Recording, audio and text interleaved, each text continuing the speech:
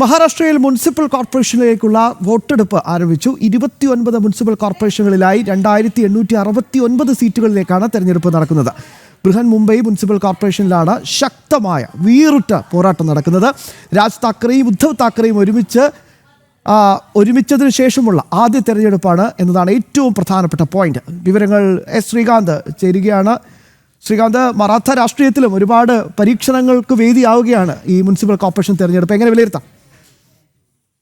ശ്യാമ, മഹാരാഷ്ട്രയിൽ 29 മുനിസിപ്പൽ കോർപ്പറേഷനുകളിലേക്കുള്ള വോട്ടെടുപ്പ് ആരംഭിച്ചിട്ടുണ്ട്. രാവിലെ 7 മണി മുതലാണ് ആരംഭിച്ചത്. 2869 സീറ്റുകളിലേക്കാണ് തെരഞ്ഞെടുപ്പ്.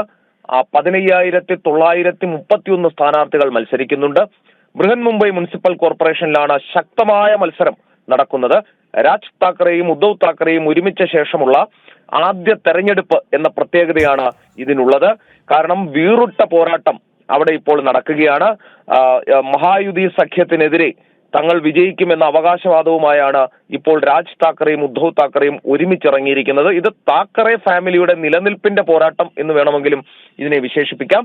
എന്തായാലും BJPക്ക് അവിടെ കൃത്യമായ എഡ്ജ് ഇക്കഴിഞ്ഞ തദ്ദേശ തെരഞ്ഞെടുപ്പിൽ കിട്ടിയിരുന്നു. അതിന് പിന്നാലെയാണ് ഈ മുനിസിപ്പൽ കോർപ്പറേഷൻ തെരഞ്ഞെടുപ്പ് ഇപ്പോൾ വന്നിട്ടുള്ളത്.